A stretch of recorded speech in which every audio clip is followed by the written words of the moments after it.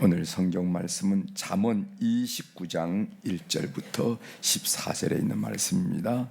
잠언 29장 1절부터 14절에 있는 말씀, 구약 성경 943면에 있습니다. 천천히 찾으십시오.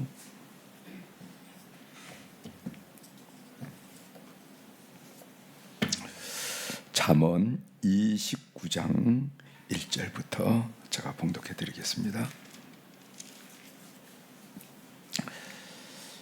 자주 책망을 받으면서도 목이 곧은 사람은 갑자기 패망을 당하고 피하지 못하리라. 의인이 많아지면 백성이 즐거워하고 악인이 권세를 잡으면 백성이 탄식하느니라. 지혜를 사모하는 자는 아비를 즐겁게 하여도 창기와 사귀는 자는 재물을 잃느니라. 왕은 정의로 나라를 견고하게 하나 뇌물을 억지로 내게 하는 자는 나라를 멸망시키느니라. 이웃에게 아첨하는 것은 그의 발 앞에 그물을 치는 것이니라. 악인이 범죄하는 것은 스스로 올무가 되게 하는 것이나 의인은 노래하고 기뻐하느니라. 의인은 가난한 자의 사귐을 알아주나 악인은 알아줄 지식이 없느니라. 거만한 자는 성읍을 요란하게 하여도 슬기로운 자는 노를 그치게 하느니라. 지혜로운 자와 미련한 자가 다투면 지혜로운 자가 노하든지 웃든지 그 다툼은 그침이 없느니라. 피 흘리기를 좋아하는 자는 온전한 자를 미워하고 정직한 자의 생명을 찾느니라. 어리석은 자는 자기의 노를 다 드러내어도 지혜로운 자는 그것을 억제하느니라. 관원이 거짓말을 들으면 그의 하인들은 다 악하게 드느니라. 가난한 자와 포악한 자가 섞여 살거니와 여호와께서는 그 모두의 눈에 빛을 주시니라. 왕이 가난한 자를 성실히 신원하면 그의 왕위가 영원히 견고하리라. 아멘. 14절까지 함께 읽었습니다.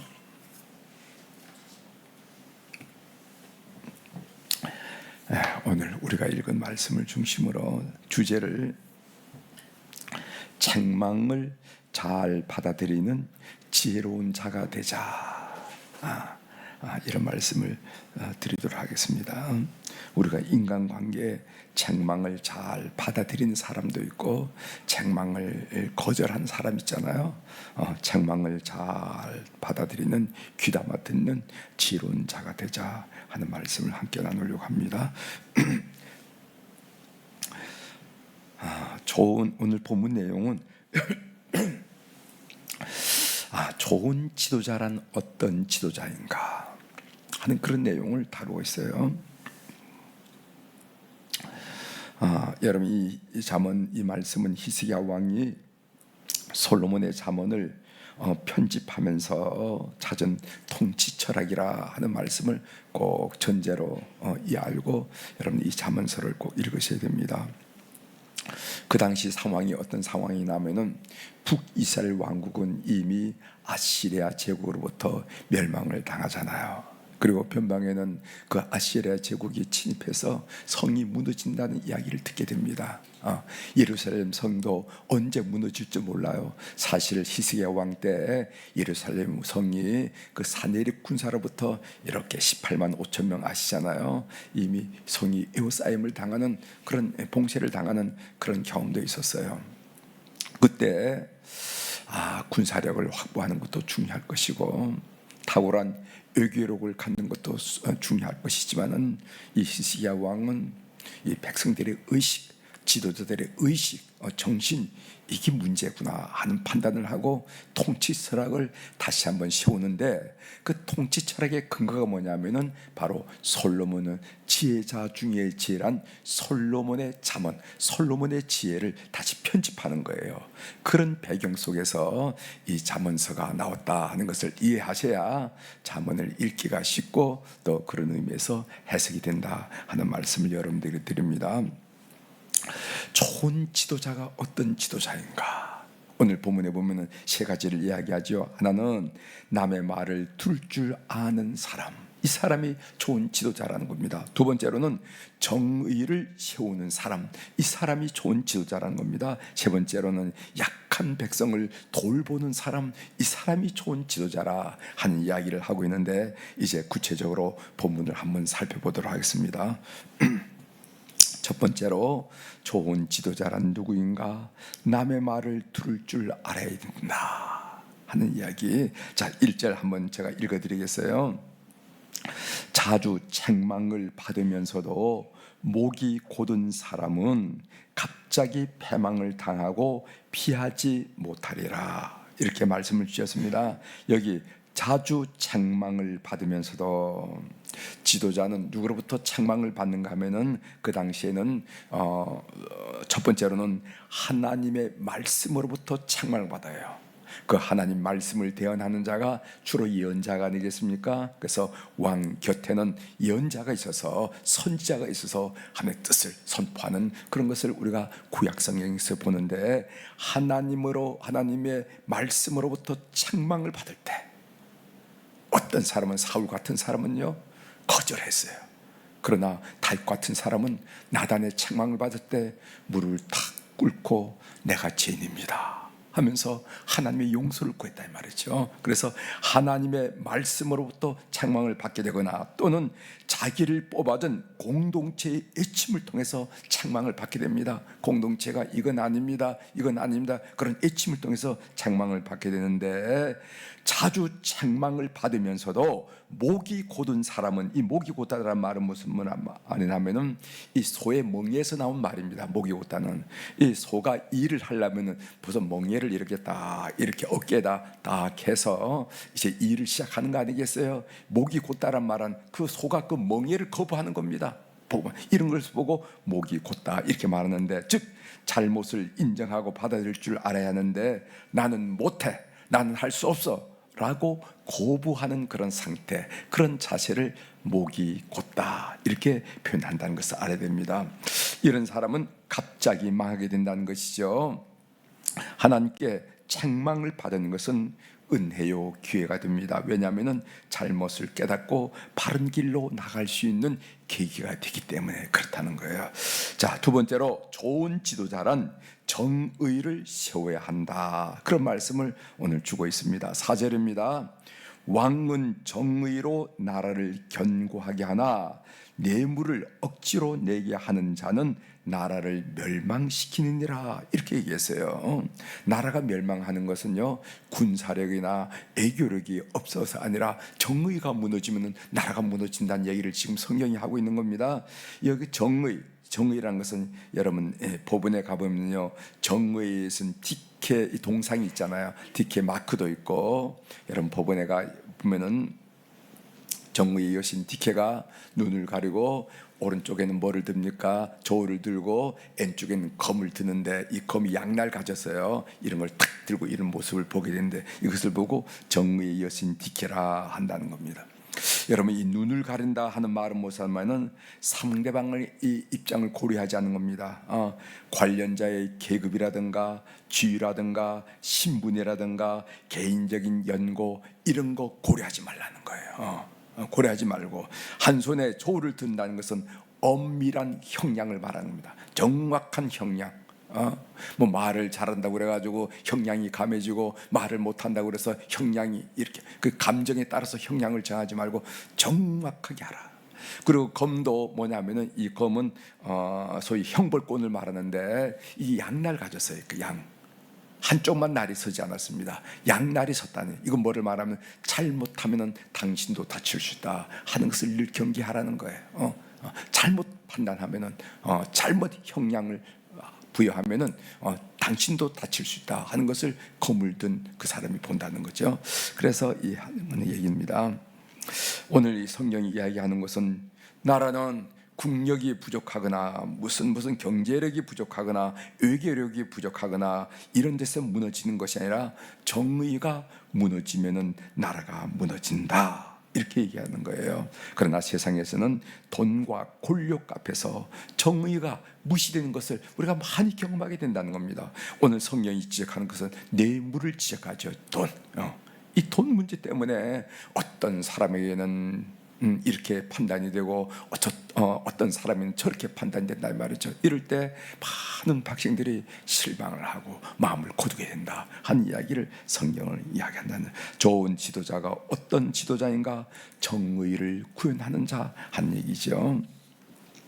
그 다음에 세 번째로 좋은 지도자란 힘없는 백성을 돌보아야 한다는 겁니다. 7절입니다. 7절, 의인은 가난한 자의 사정을 알아주나 악인은 알아줄 지식이 없느니라, 이렇게 얘기했어요. 여러분, 힘 있는 사람은 스스로 살아갈 수가 있습니다. 그렇지 않겠어요? 그러나 힘 없는 백성은 국가가, 지도자가 보호해 줘야 된다 하는 그런 이야기를 하고 있습니다. 이 존 웨슬리는요, 이 사회적 성화 이야기를 했어요. 여러분, 1738년 이 18세기 때 이런 얘기를 했는데 참 역시 탁월하구나 하는 그런 생각을 하게 되는데, 그 당시에 사회적 통념 관념이 뭐였냐면은 가난을 하나님의 형벌로 또는 개인적인 게으름으로 이렇게 이해를 했어요.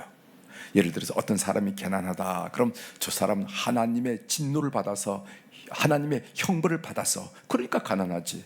또는 천성이 게으르기 때문에 그 사람은 가난한 줄 알아요.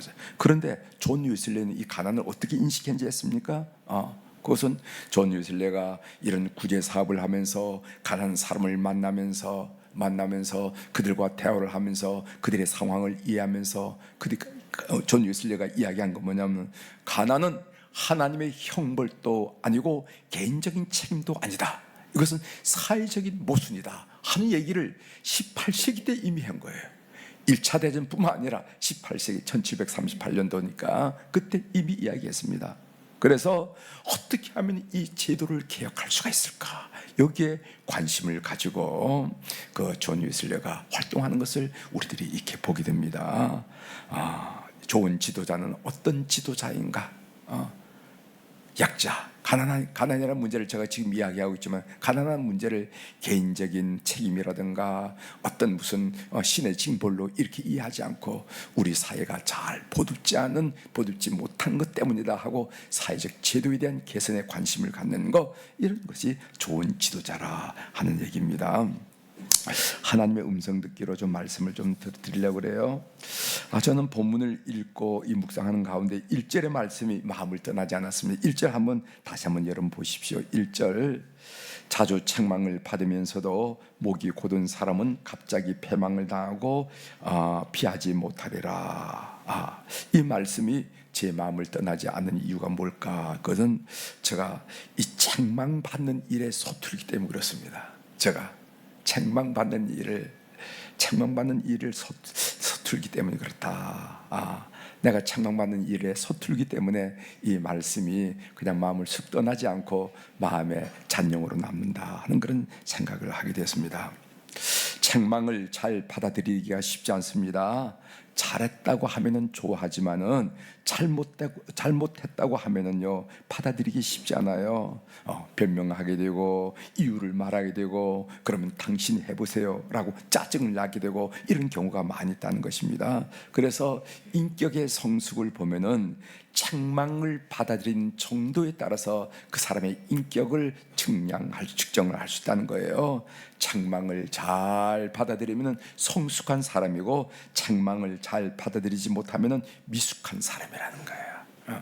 여러분 기억하십시오. 책망을 잘 받아들이면, 그렇지, 내가 그런 단점이 있어, 그런 약점이 있다고 하면서 그 책망을 잘 받아들이고 새길 줄 아는 사람은 그 사람은 인격이 성숙한 사람이고, 무슨 책망을 하면 화부터 먼저 내고, 그럼 네가 해봐 하거나 말이야. 상황이 그렇게 안 돌아가잖아 하면서 얘기하는 것은 아직까지 인격이 성숙하지 못한 미숙한 사람이다.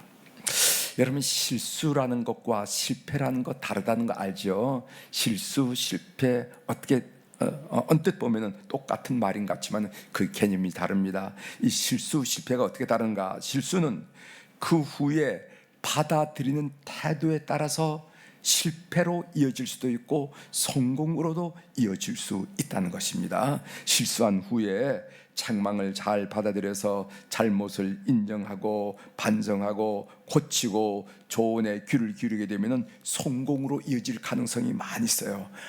그 사람이 처음에는 그랬는데 아유 많이 성숙했어 이렇게 될 수 있다는 거죠. 이런 사람을 보고 우리가 지혜로운 사람이라 이렇게 얘기하는 거예요. 반면 책망을 잘 받아들이지 않고 잘못을 인정하지 않고 변명하고 끝까지 고집을 부리면요 실패로 이어질 가능성이 많아진다는 겁니다. 이런 사람을 우리가 어리석은 사람이라 이렇게 얘기하는 거죠.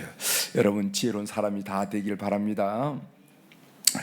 또한 사람을 보면은 조언해주고 책망해주는 사람이 곁에 있음을 감사하는 사람이 있어요. 그 사람 참 나한테는 소중한 분이라고. 그 사람 참 지혜롭게 내 잘못을 부족한 점을 지적해 준다고. 이렇게 해서 그런 사람을 오히려 감사한 사람이 이 사람은 참 쉬운 일이 아니지만은 지혜로운 사람입니다. 그러나 어떤 사람은 조언과 책망해 준 사람이 곁에 있음을 불편해하는 사람이 있어요. 자꾸 불편해 주는. 그래서 그런 사람을 공격하고 멀리한 사람이 있답니다. 그런 사람이 있을까요, 없을까요? 있죠. 뭐 이렇게 얘기를 해주면은 그걸 불편하게 여기고 이래서 상을 찡그리고 자꾸만 그런 사람을 멀리하려고 하는 사람이 있다는 겁니다. 이런 사람 또한 어리석은 사람이라는 거예요. 제가 이렇게 간단히 이 책망에 관해서 여러분들에게 말씀을 드렸지만은 저를 비롯해서 우리 모두가 나는 어떤 성향의 사람인가, 지혜로운가 어리석인가 여러분 다 드러나죠. 그렇죠? 나는 인생을 살면서 지혜로운 선택을 했던가 아니면 어리석은 선택을 해오면서 살아가고 있는가 이렇게 판단이 되리라 생각합니다. 다른 사람의 조언과 책망을 잘 받아들이는 지혜로운 성도들이 되기를 주의 이름으로 고면합니다. 고집쟁이가 아니라 어떤 아이의 의견이라도 귀담아 듣는 그런 지혜로운 사람이 되십시오. 이청득심이라 하는 말이 있어요. 고사성어죠. 이 말이 무슨 말이나 이청 귀를 기울여 들음으로써 사람의 마음을 얻는다는 거예요. 뭐 특별히 나에게 해준 일이 없는데 귀를 들어서 이렇게 해서 내 얘기를 잘 들어주고 그를 새길 줄 알고 이러면 그 사람의 마음을 얻는 득심, 마음을 얻는다는 거예요. 마음을 얻는다는 거예요. 여러분 성경에 보면은 하나님께서 다윗을 평가할 때 내 마음에 합한 자라 하는 표현이 있죠. 그죠? 성경에서 내 마음에 합한 자라고 표현된 사람은 다윗밖에 없습니다. 다윗. 그럼 다윗이 왜 하나님 마음에 합한 자인가? 그것은요 그렇게 인정받을 수 있는 것은 무슨 그 사람이 탁월하게 선했다거나 뭐 지하고는 뭐 거리가 있었던 사람이라 그런 게 아니고 하나님의 말씀을 귀담아 들었기 때문이라는 거예요. 여러분 꼭 기억하십시오. 세상에 저는 저 사람은 내 마음에 합한 자야 라는 말보다 하나님으로부터 더 큰 칭찬이 어디 있겠습니까? 더 큰 인정이 어디 있겠습니까? 그 마음에 합했다는 말이 탁월한 선함, 탁월한 의로움에 있었는 게 아니라 하나님 말씀을 귀담아 들었다는 것이 바로 내 마음에 합한 자라 하는 그런 칭찬과 인정을 받게 된 계기가 된다는 것을 꼭 기억하시길 바랍니다. 그래서 오늘 우리 성도님의 삶도 하나님 마음에 합한 자들이 되기를 주의 이름으로 축원합니다. 기도하시겠습니다. 하나님 아버지, 히스기야 왕은 나라가 북쪽 아시리아 제국으로부터 위기에 봉착했을 때 군사력을 키운다거나 애교력을 함량한다거나 다른 조치를 한 것 아니라 소위 백성들과 지도자들의 의식을 고취하고 개혁하는 것이 참으로 중요하다는 것을 알고 그는 솔로몬의 잠언을 학자들을 통해서 재편집하면서 스스로의 경계와 지도자들의 경계와 백성들의 경계를 삼으려 했다는 것을 오늘 우리가 함께 나누면서 지도자는 어떤 자들이 되어야 되는가 하는 생각을 우리가 하면서 우리 스스로가 반성하고 또 우리 주변에 있는 지도자들을 바라보게 하시오니 감사를 드립니다. 오늘 이 말씀을 우리가 잘 경청하고 어리석은 자의 삶을 선택하는 것이 아니라 지혜로운 자의 삶을 선택해 나가는 저희들 될 수 있도록 은혜를 허락하여 주시옵소서.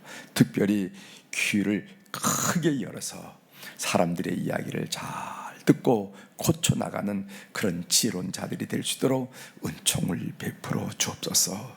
하나님, 오늘 또 우리 사랑 교우들이 주님 앞에 귀한 물질을 올려드리면서 주님의 은혜와 주님의 사랑과 주님의 지혜를 간구하도록 도와주셔서 감사합니다. 하나님, 이 물질에는 우리의 땀과 때로는 눈물과 때로는 애씀과 우리의 정성이 묻어 있사오니 이 헌금을 주께서 연락하여 주시고 인생길에 늘 하나님이 개입하시고 간섭하시고 자상한 손길로 인도함을 느끼는 그런 물질 될 수 있도록 역사하여 주시옵소서. 그래서 어떤 상황이든지 어떤 자리든지 넉넉하고 여유 있고 담대하고 감사하는 하나님의 사람들 다 될 수 있도록 역사하여 주시옵소서.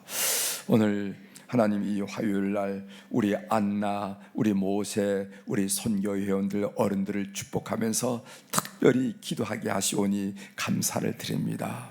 우리 교회 어른들이 계심으로 늘 든든하고 늘 풍성하고 늘 넉넉하게 도와주시오니 감사합니다. 젊은 날 많은 세상의 유혹도 있고 세상의 이끌림도 있음에도 불구하고 오직 하나님만 바라보고 교회 각 처에서 교사로 성가대로 속회로 선교회로 이 모양 저 모양 뛰면서 봉사했던 그들의 발걸음과 그들의 마음과 그들의 선한 행위를 기억하여 주셔서 그 노후가 참으로 석양의 찬란함처럼 찬란함을 경험하는 우리 교우들이 다 될 수 있도록 도와주옵소서. 그래서 내 평생 내 잔이 넘치게 하신 우리 하나님, 계곡을 지날지라도 주의 지팡이와 주의 팔이 나를 안위하는 것을 체험했던 우리 하나님을 늘 고백하면서 승리하는 우리 어른들이 다 되도록 도와주옵소서. 노후에 영혼의 강건함을 허락하여 주셔서 하나님과 내밀한 교제가 있게 하시고 마음의 불안과 두려움 다 떨쳐버리고 소망과 기쁨과 담대함이 넘치게 하시고 육신도 주님께서 만져주시고 안수하심으로 말미암아 건강하게 주님 부르신 날까지 아버지의 신앙생활을 하며 예배생활을 하기에 부족함이 없도록 은혜를 베풀어 주옵소서. 특별히 그들의 후손들로 말미암아 하나님의 믿음의 아름다운 결실을 맺게 도와주셔서 믿음이 기대됨과 더불어 은혜와 사랑과 축복도 기대해서 하나님이 다스리고 그들의 삶을 형통하고 평탄히 하시게 하시는 걸 통해서 우리 하나님은 여부가 없음을, 우리 하나님은 완벽함을, 그 약속은 신실함을 우리가 고백하고 증가하는 가문들, 가정들, 집안들이 될 수 있도록 은혜를 베풀어 주옵소서. 그래서 어른들로 하여금 앉으나 서나 들어오나 나가나 이곳저곳으로 듣는 소식을 통해서 하나님 고맙습니다, 하나님이 어련히 알아서 하시겠지요 하면서 기도하면서 승리하는 어른들이 될 수 있도록 오늘도 축복하여 주시옵소서. 오늘도 하늘의 주권과 땅의 주권을 가진 우리 주님의 권세 있는 이름으로 이 새벽에 선언합니다. 내 영혼이 잘된 같이 범사가 잘되고 강건한 축복을 오늘 우리 사랑 교우들이 받아 누리게 도와주시옵소서. 찬송의 제목으로 삼아 주시옵소서. 감사드리며 예수님의 이름으로 기도 올리옵나이다. 아멘.